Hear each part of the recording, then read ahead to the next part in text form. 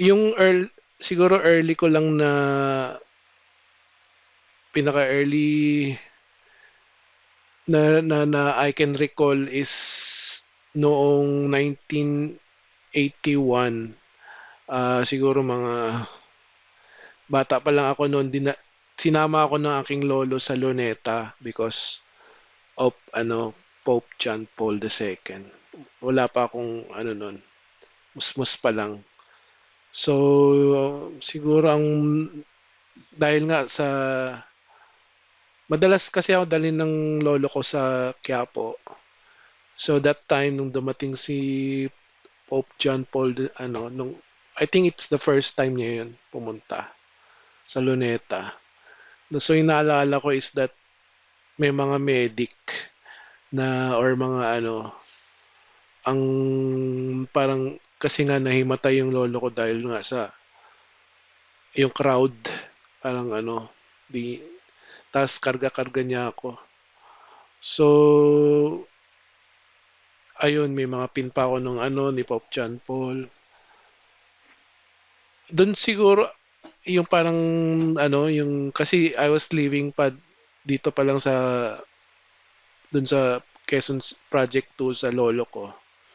Pero nailipat din ako nung mga siguro grade 1, grade 2. So doon na ako sa Davao. So yung sa Davao, ang talagang sa amin is yung mother ko kasi siya yung talagang mahilig sa maatin na mga charismatic. Wala pa yatang yun. Ayun, charismatic siya dyan sa mga Corsilio ba yun? Mga ganyan. So, of course, sa bahay yan, may altar kami dyan, tapos kami magkakapatid. Talagang meron kaming isa-isa kami, magluluhod kami para ng rosary. Ayun, tapos basta yung nanay ko yung kasi yung tatay ko wala po siyang parang very lukewarm nga siya eh. Yung walang pakialam, parang ganon. So, Catholic ako aral sa elementary, St. Peter's College diyan sa sa Davao. Tapos ayun, tapos gaya nga ng kay Brother Tom, so nung in your mga teenage ka na, na parang automatic yun eh, mawawala sa'yo eh. yung yung yung faith mo parang ganon dahil because of your reasoning ay yung mga ganyan, yung your ability to ano be logical na parang ikaw na nga yung Diyos eh, kaya mo to, kaya ko yan. So dahil nga dito na nga ako sa Manila nag-aral noon, so nag ah, siguro obligation, parang lang, Sunday obligation na yung pagpunta ko ng mga simbahan, attend ng mass. And then, so yun yung ko, even nung mag-asawa nga ako di naman kami kinasal, matagal kami na sa West. Siguro mga rin yun. Kasi malaki na yung anak ko nung ang sumali kasi ako sa community nasa Singapore na ako nagtatrabaho as ito nga sa servants, na doon na nga ako 2008. So tamang-tama hindi ko pa nga alam na basta nagsabi din sila na naghiwalay sila kasi nga si FCFFL, wala akong kaalam-alam diyan sa mga ganyan, mga maghiwalay-hiwalay. So ayun, part ako nung palang first batch sa Singapore ng CFC FFL. Ayun. So, yung wife ko naman dito na actually after ilang taon din parang na di ko na force or nag handmade siya dito sa ano, diyan sa basta diyan sa office sa Mandaluyong pero hindi niya rin nagustuhan. Kaya ayun. So, yun yung kumbaga na sumali lang actually ako noon dahil nga tumawag yung aking office mate na dati kong office mate dito sa Makati. Ngayong pinagtatrabuhan ko, andun siya sa sabi niya, Jerome, nagbabasketball pa ako nung tumawag siya. Anong ano, sabi, punta ka dito sa ano, may kainan. Nung marinig kong may kainan, punta na kaagad. Yung pala CLS yun. CLS. So yun, LP, na CLS na sa ano, FFL eh. oh, CFC, FFL. So, yun, alam ko, si, kilala mo yan, brother, ano, si brother Franco Arrollado, siya yung ang ano ah, doon, servants, parang nakita kami ni nag-head, Brother Franco sa Seniors Assembly, nagkausap kami, uh, nabanggit ka nga niya. siya yung head ng servants noon. Tapos, okay naman yung ano ko, ah, actually, na ano nga rin ako doon eh, parang ultimately para ako rin yung pumalit kay Brother Franco ba o kay Brother Kaloy Camayo. Parang si Brother Kaloy yata yun. Tapos, basta naging ano rin po ako, parang servant, household servant din doon. Tapos, ayun nga, na-meet ko nga kayo dito dahil dun sa World Servants Congress.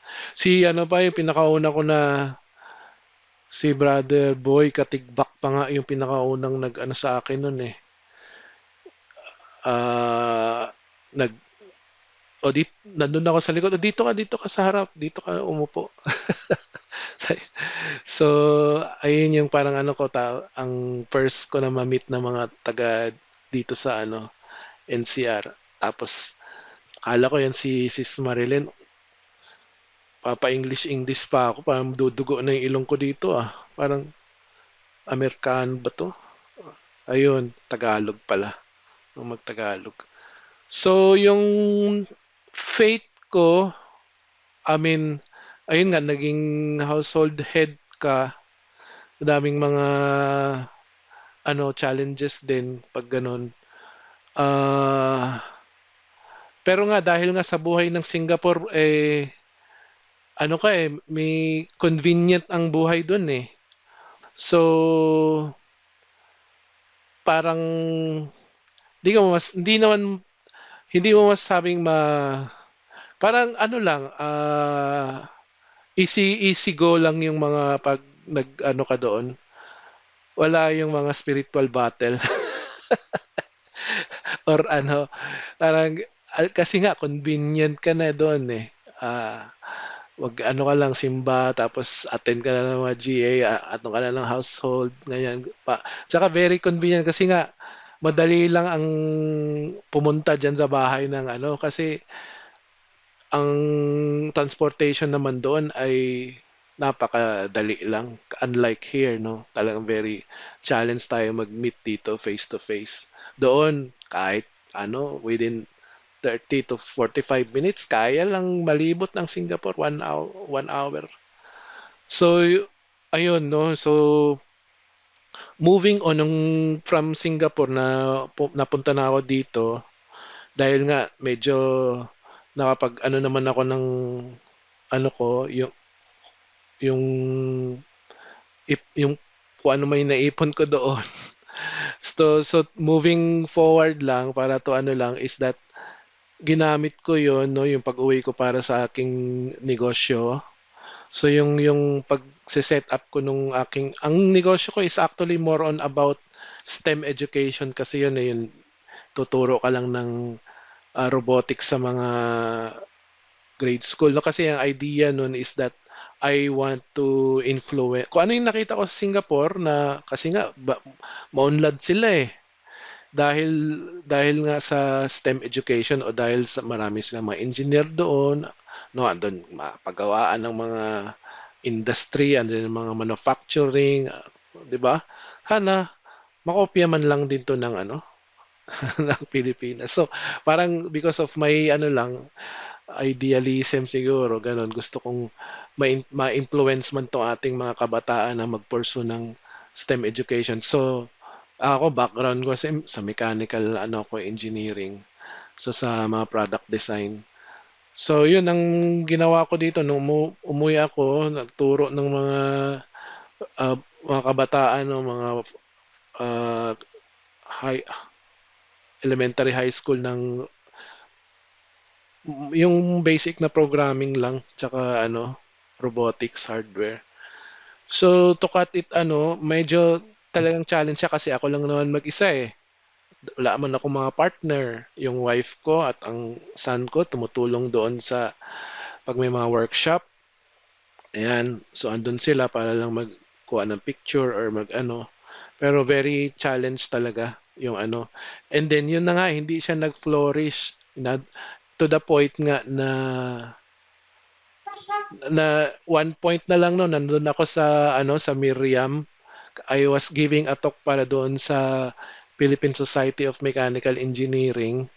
Ano ako na I was invited to be a parang speaker din doon mag-share about my ito nga startup ko.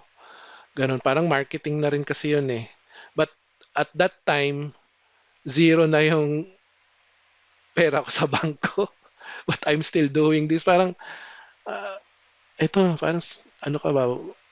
Sige lang parang kasi parang I have that dogged approach na parang doon lang ako nakafocus. To be honest, no, wala. When I was doing my business, it is out of my,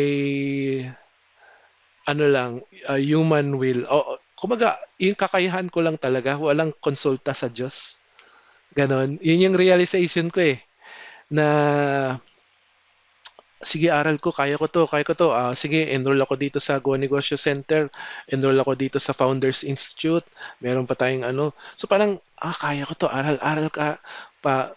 Well, makipag-network ka dito sa mga ano, mga startup founder, may mga business, makilala, Mm. parang networking, mga ganyan ba. So para lang maturuan ka or ano.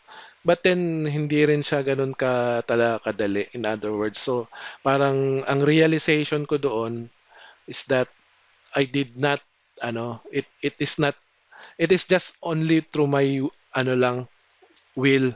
Wala yung ano ng hindi ako nagkonsulta kay Lord. Kaya this is what really happened to me.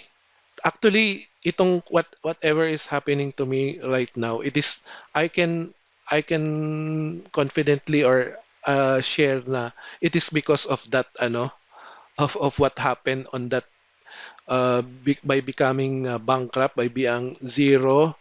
Kasi yun yung realization ko when you become zero and when you have already nothing kasi ano niyan sakit kasi sa financially no it also affects your pride, ego, and ano parang wala ka ng pag-ano. Talagang kay Lord ka nakakapit. Si Lord ang may ano eh. He owns everything. Parang yun ang sinasabi ni Lord na ako may-ari niyan. Ba't hindi ka ano sa akin? Nagkonsulta or ano, humingi ng, di ba? Parang hindi ka nagdasal or ano.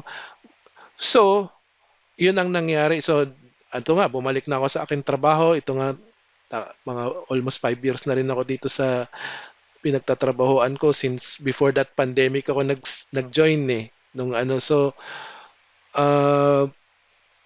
so yung pandemic na yun it is also parang I would say uh, kasi maraming nangyari doon no kasi parang doon talaga na I would say parang hindi ko masabing shake my faith na parang ganun din siguro kay Kuya Saints na to the point nga kasi na na na na tawag nito, I was able to encounter yung mga sa Viber group itong 33 days consecration to Mama Mary noong 2020. Right on the ano talaga ng pandemic. So that was August pa during the anong feast nga ba yung August na yon? Assumption. August 11 ba yun? O 21? Basta assumption yung 33. So, nung August nangya, 15, August August, 15. correct, 15. So, sunod-sunod na yun, pag naano ko na yung, consecrate ko na yung sarili ko kay Mama Mary, wala na. Doon na, nabihag na ako. So, halos, parang, kaya nga, pag naano ka na kay Mama Mary, wala ka nang kawala. Oh, go to my son. Talagang nakakapag-araw-araw na ako ng simba. Kaya doon ako na-fall in love sa Eucharist dahil kay Mama Mary. Sunod na yon si may 33-day consecration to Divine Mercy rin. Ah, kay ano naman yon si libro lang ni ano yun eh, ni Father Gately manipis lang yan. So si Saint Therese of Child Jesus yun. Tapos nung hindi pa na-declare yung ano, Year of Saint Joseph, mga November. Ayan, na ano rin ako doon kay Adrian Milag sa Viber group lang, PDF, nakapag-ano ako ng 33-day consecration to the po. So, nung dumating na yung 2021, ayan, nakapag-ano na kami nga ng may, tara na kay Tata Jose, umabot ng 1,000 yung isang Bible group na which I was invited na to ano rin to be an co-admin dahil nga doon sa mga sinalihan kong ibang kay Mama Mary, puro babae. Halos puro babae yung mga nandun sa pagpupunta sa mga Zoom, ano, ako lang isang lalaki dito. Ganyan na sa pag Mama Mary. Bihira lang, may isang, dalawa, siguro yung isang pare yung ano doon. So yun, yung of course, nandiyan na si Saint Joseph na ano. So, 2021, which is through Father Donald Calloway. So, doon parang na strengthen yung aking faith, no? Na, because of Mama Mary. Tapos tinuro niya lang ako dito. Siya ang nag-ano ko saan ako eh. Oh, ito. Learn about the how to live in the divine will with through my child, Luisa Picareta, sabi niya. Okay. So, may mga ganyan na dito ka sa mga Viber group, yan, mga Senakel. Then you are learning. Then, that's how I, my spirituality, how I was able really to gain my love for the Eucharist. Every day talaga, no? Ang nag-stop lang sa akin pag, kunyari, punta ako sa yung company namin, mayroong event. Ayan, so parang hindi ako makapag-ano nito, uwi ka so pag sa office naman, ayan, malapit lang yung Greenbelt, pwedeng lakarin within 5 minutes or 10. So tapos pag-uwi ako sa mag-MRT o bago po sa Makati, mayroong Chapel of the Holy Rosary Chapel diyan sa SM Makati. So ganun yung ano ko na parang because of what really happened in the pandemic, having consecrated to Mama Mary, how grabe yung ano niya that you are really able to love Jesus, of course, Saint Joseph, and then communion with the saints, no? Yung communion with the saints every mass. Ngayon si Saint Charles Borromeo ay na-apply ko na yung mga natutunan ko ngayon sa so I was able to do my I love yous mga rounds no in the so every time there is together I offer my communion, I give my praise and my I love you to the Lord, and then the same time I also give my I love you to kung sino man yung may mga feast or commemoration ng mga tawag nito saint, kasi you are able also to give them in a way double glory or accidental glory para sa kanila yun eh. You are able to give praise and thanks to whatever the good things of the acts na ginawa nila while they are still here on earth. So, ayun, so I'm still growing with ano po, learning from you in our Bible study, in our teachings, mga ganyan po.